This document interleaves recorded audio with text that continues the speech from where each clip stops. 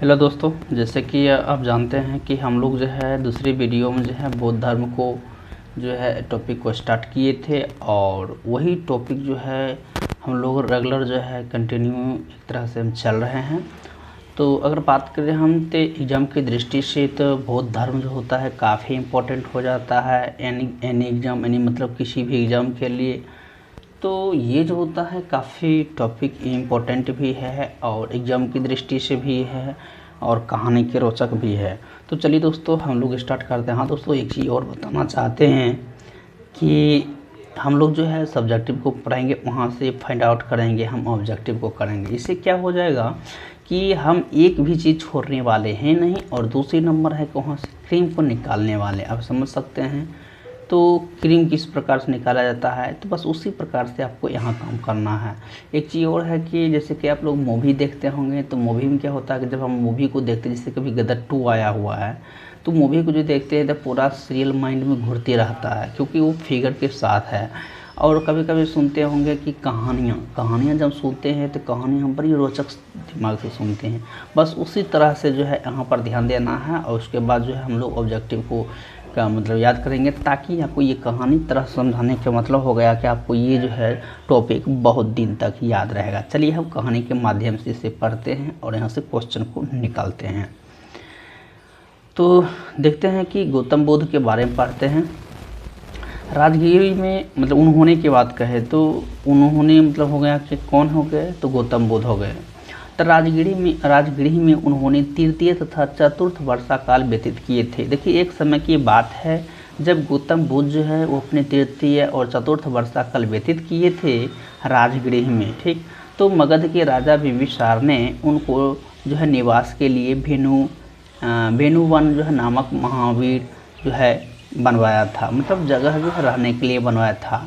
तो इसको जो है पढ़ना है बहुत अच्छे तरीके से कि एक दिन की बात है जब गौतम बुद्ध जो है मगध के राजा बिंबिसार ने उनके निवास के लिए वेनुवन नामक महाविहार को बनाया था।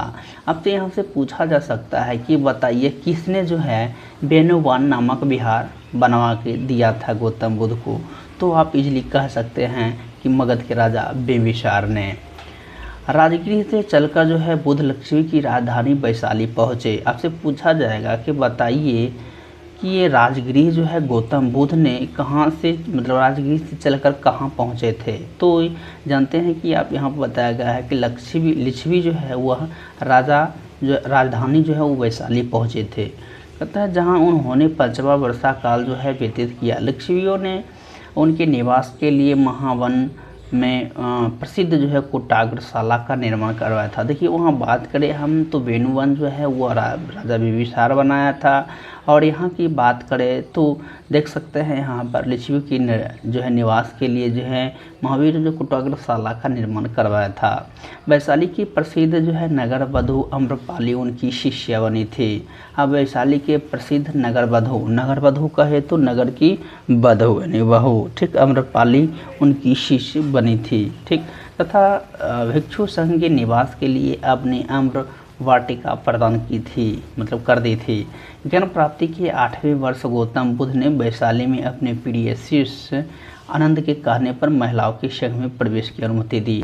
देखिए काफ़ी इम्पोर्टेंट क्वेश्चन है, आपसे पूछा जाता है गौतम बुद्ध ने किनके कहने पर जो है महिलाओं को अपने संघ में सम्मिलित किया था, तो प्रिय शिष्य आनंद के कहने पर। ये जो है काफ़ी इम्पोर्टेंट क्वेश्चन हो जाता है। ठीक, तो इस प्रकार से हम लोग पढ़ते हैं। देखिए आपको भी आनंद आता होगा अगर शांतिपूर्ण कुछ ही छटपट इधर उधर नहीं, सिर्फ सुनते होंगे हमारी कहानी, तो आप सीधा माइंड में जो है एक्टिव हो जाएगा इस चीज़ को। तो गौतम बुद्ध ने उनको अनुमति दे दी गई। बुद्ध की मौसी तथा विमाता संघ में प्रवेश करने वाली प्रथम महिला बनी थी। आप देखिए यहाँ आपसे पूछा जाता है बहुत बार कि गौतम बुद्ध के संघ में जो है पहली महिला जो है जुड़ने वाले कौन थे, तो यहाँ पर देख सकते हैं, यहाँ पर बताया गया कि बुद्ध की मौसी तथा विमाता संघ में प्रवेश करने वाली प्रथम महिला थी। देवव्रत जो है बुद्ध को चचेरा भाई, देवव्रत जो होता है बुद्ध के चचेरे भाई थे। यह जो है अपने उनका अनुगत बना और फिर उनका विरोधी बन गया। जैसे कि आप जानते हैं कि कोई क्या होता है, शुरू में जो है वो जुड़ते हैं, जब उनका काफ़ी जो है नाम हो जाता है तो उससे जलना स्टार्ट हो जाता है। तो कुछ ऐसा ही हो गया देवदत्त और जो है बुध के बारे में। यह जो है पहले उनके अनुगत बना और फिर विरोधी बन गया। जैसे कि आप देख पा रहे होंगे, वह जो है बौद्ध संघ से बुध को हटाकर स्वयं संघ का प्रधान बनना चाहते थे।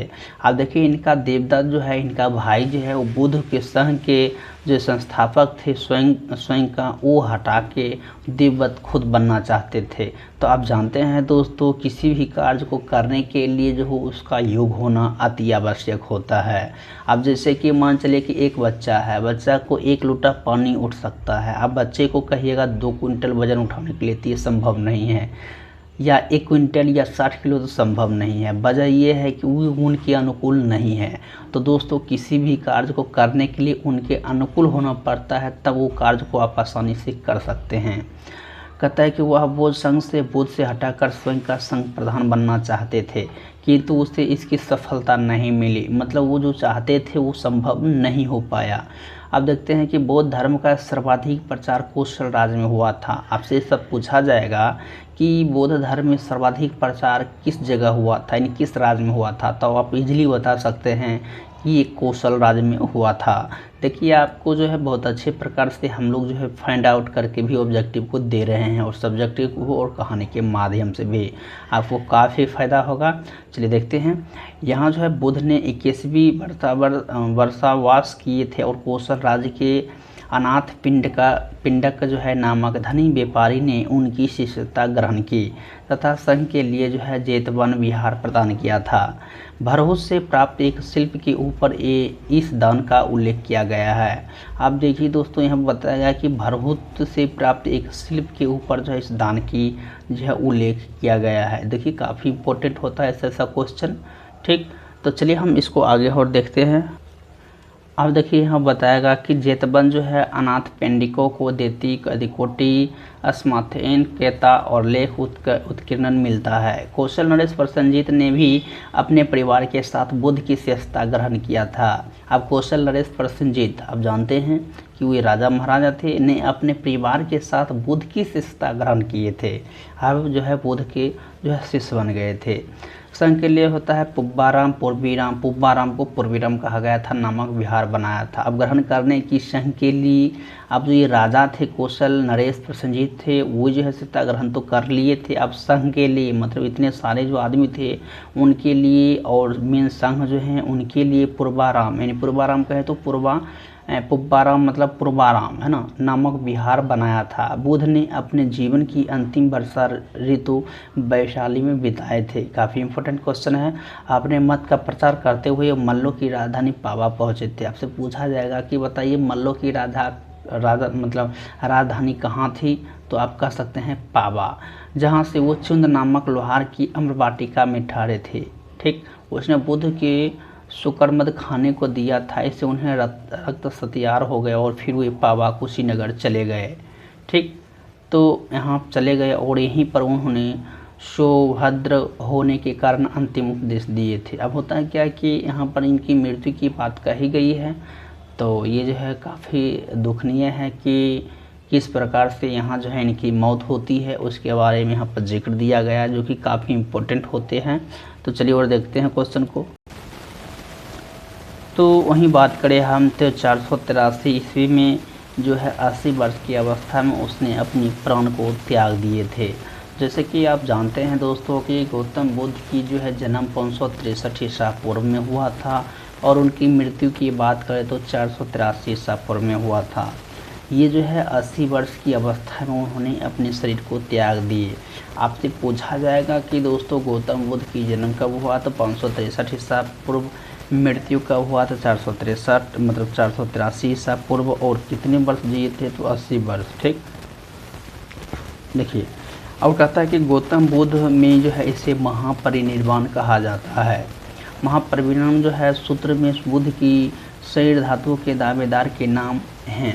अब देखिए होता क्या है कि दोस्तों यहाँ पर आपसे क्वेश्चन ही काफ़ी इंपॉर्टेंट है, और 3 क्वेश्चन ऐसे इम्पोर्टेंट जैसे कि आपको पहले बताया जाता है कि देखिए यहाँ पर जो है महापरिनिर्वाण कहा जाता है, और उसके बाद जैसे कि गौतम बुद्ध जो है उपदेश देते हैं, उसे हम धर्म चक्र परिवर्तन कहते हैं। और दोस्तों शुरू से हम बताते हैं, जब गौतम बुद्ध घर से निकलते हैं तो उसको हम कहते हैं महाभिनिष्क्रमण कहते हैं। जब गौतम बुद्ध जो है उपदेश देते हैं तो उसको हम धर्म चक्र परिवर्तन कहते हैं। और जब गौतम बुद्ध की मृत्यु हो जाती है तब उसे महापरिनिर्वाण कहते हैं। तो ये जो होता है तीनों क्वेश्चन काफ़ी इम्पोर्टेंट है, यानी कि बहुत वीवीआई है, तो इसको माइंड में आपको सेट कर लेना है क्योंकि ये पूछा जाता है बार बार। महापरिनिर्वाण सूत्र में बुद्ध की जो है शरीर धातु के दावेदार नाम है मगध, नरेश, अजातशत्रु, वैशाली की लिच्छवी, पवा के मल, कपिल वस्तु की शाक्य, और राम गांव जो है कोलिए, और अलकप की बुली, और पिपलिवन की मौर्य, तथा और वेट द्वीप की ये ब्राह्मण। मतलब इतने सारे जो है इनको बहुत चाहने वाले थे। बुद्ध के प्रथम उपदेश के धर्म चक्र परिवर्तन की संज्ञा दी जाती है। देखिए जैसे कि अभी हम तुरंत बताए थे कि बुद्ध के उपदेश जो दिया जाता है उसे हम क्या कहते हैं, धर्म चक्र परिवर्तन के नाम से जानते हैं। उनका यह उपदेश जो है दुखद और दुख के कारण तथा उनकी समाधि यानी कि समाधान से संबंधित था। उसे 4 आर्य सत्य कहा गया है। देखिए क्वेश्चन आपसे पूछा जाता है कि 4 जो है आर्य सत्य किस में कहा गया है, जैन धर्म में कहा गया है, बौद्ध धर्म में कहा गया है। तो आप इजली बता सकते हैं बौद्ध धर्म में बताया गया है। ये जो है दुख, ठीक, दुख समुदाय और दुख निरोध तथा दुख निरोधगामिनी प्रतिपदा कहा जाता है। ठीक, जिससे कि काफ़ी ये सब इम्पोर्टेंट हो जाता है। कहते हैं यहाँ पर कि बुद्ध के अनुसार दुख का जो है मूल कारण और विद्या का विनाश का जो है उपकार अष्टांग मार्ग है।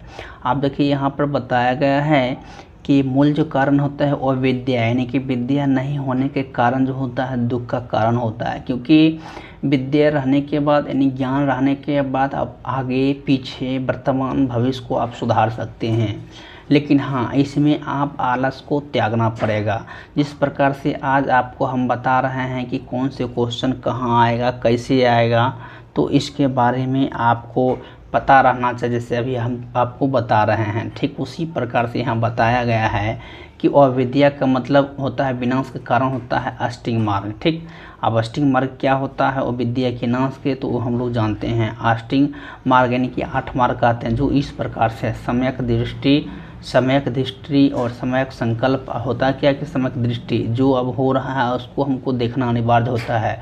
सम्यक संकल्प, आप जो कर रहे हैं उसको संकल्प लेना पड़ता है। चलिए फास्ट थोड़ा इसको खींचते हैं। सम्यक वाक मतलब सम्यक, हाँ सम्यक अनुकूल बोलना चाहे, सम्यक कर्मा, सम्यक आजीवन, सम्यक जो है व्यायाम, सम्यक स्मृति तथा सम्यक समाधि। बुद्ध जो है अपने मत को माध्यम प्रतिपदा माध्यम मार्ग कहते हैं। बौद्ध धर्म के अनुयायी 2 वर्गों में बटे हुए थे। अब देखिए बौद्ध धर्म के अनुयायी जो है कितने वर्ग में बटे हुए थे, 2 वर्ग में, भिक्षु भिक्षुणी तथा उपासक उपासिकाएं। सामान्य मनुष्य के लिए बुद्ध ने जिस धर्म का उपदेश दिया था उसे उपासक धर्म कहा गया है। बुद्ध ने जिस धर्म का उपदेश दिया था उसे उपासक धर्म कहा जाता है। देखिए हम उपासक धर्म किसके बारे में बताया गया था, सामान्य मनुष्य के लिए बताया गया है उपासक धर्म के लिए। बौद्ध धर्म के त्रिरत्न हैं। देखिए ये काफ़ी इंपॉर्टेंट है, this question is very important on angles exam. Exam के दृष्टि से ये जो है काफ़ी वीवीआई है, तो इस चीज़ को आप लोग ध्यान दीजिएगा कि बौद्ध के कितने रत्न हैं। तो बौद्ध के 3 रत्न हैं, पहला हो गया बुद्ध, दूसरा धम्म और तीसरा संघ हो गया। तो दोस्तों उम्मीद करते हैं ये जो है तीनों जो है भी काफ़ी इंपॉर्टेंट क्वेश्चन होगा और इसको कहानी के माध्यम से पढ़े और ऑब्जेक्टिव को निकाले। चलिए दोस्तों फिर मिलते हैं नए वीडियो में। वीडियो पसंद आए तो लाइक करिए, नहीं पसंद आए तो डिसलाइक करिए। अगर खूब अच्छा लगा आपको वीडियो मेरा तो साथ ही सब्सक्राइब ज़रूर कर ले। धन्यवाद।